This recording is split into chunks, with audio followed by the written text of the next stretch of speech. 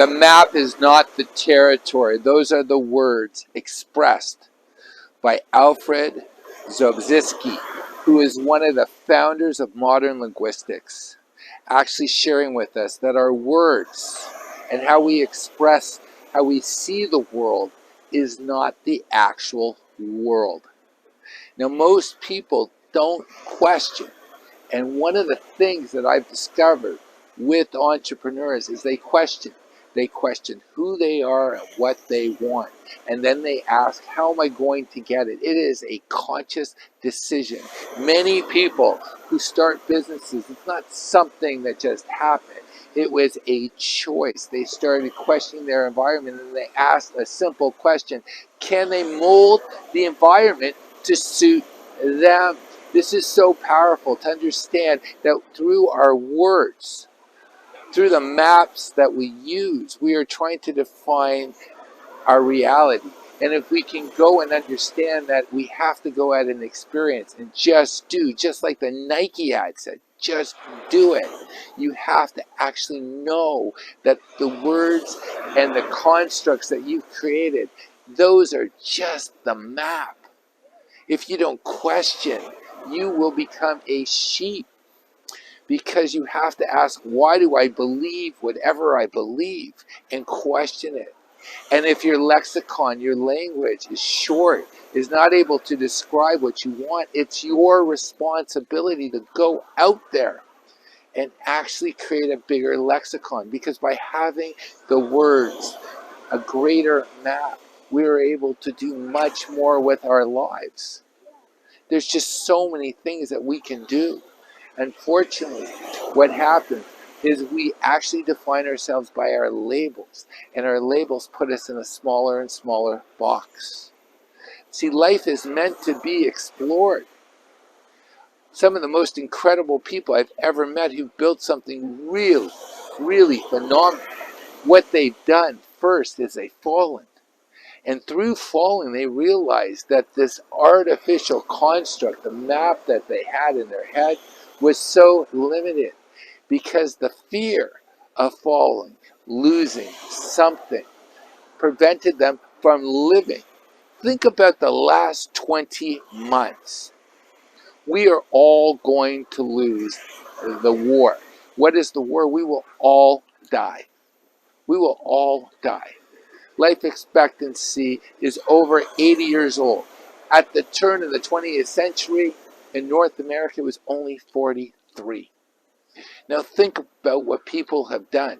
They've given up their rights and their freedoms. They've acquiesced to hopefully getting more life, because we all fear death. You know what the problem with fearing that word death, I just said it, is by thinking about it, you're not living.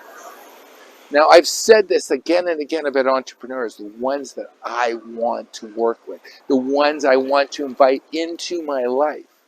These people, they've given themselves the greatest gift of all, and that is the potential to self-actualize. I'm going to say that again. They've given themselves the greatest gift of all, the potential to self-actualize. Why do I say that? Because they're rubbing up against the environment, they're testing their maps, and they're realizing that the territory is much richer. And if they don't have the words to express what they're discovering, they create the words. They create the structures. They create their lives. But more importantly, after you've gone on a great adventure, if you read all the great myths, what happens when they come back with the boon, the treasure? It means nothing unless you pass on that knowledge, that wisdom. The fact that the map is not the territory. The fact that you can go out there and you can create a wonderful life. You, under natural law, have the right to live and have control over your body and to think what you want. And when you do not have that domain over yourself, or thinking over your, like thinking and controlling what happens to you, you are a slave. So the first way to get out of being a slave is understanding that the map, the reality that you think, is not the territory. And if you want to make a life for yourself, you have to take a step and you have to actually explore the territory. Go out there and make a difference in your life, in your family's life, in your community's life, in your colleagues' lives. And you will change the world, because it all begins with you changing your world and how you perceive it. And you can go out there and create anything. I've seen it. I've seen people who've had the worst stories, who just had a flick, a change, that they just decided to change the world. You ever heard of the song Amazing Grace? It was from Reverend Newton. He was a slave trader. And one day, while he was taking a human cargo across the Atlantic Ocean, he woke up to what he was doing was wrong. He felt a moment of grace. He spent the rest of his life after that inspiring people who were abolitionists, who actually ended slavery in the English-speaking world. Just think about that. In a moment, your life can change. Your greatest moment, I truly believe, has not been lived. If you're listening to this, your greatest moment, your greatest impact has not been felt or lived by you and the people in your community around you. So go out there and make a difference. I'm going to ask you to make a difference in my life. If you like this video, like it. Make a comment if you don't agree, or if you agree, share it.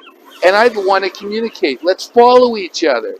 Go out there and make your difference. Have an awesome day, and I'm going to continue my walk.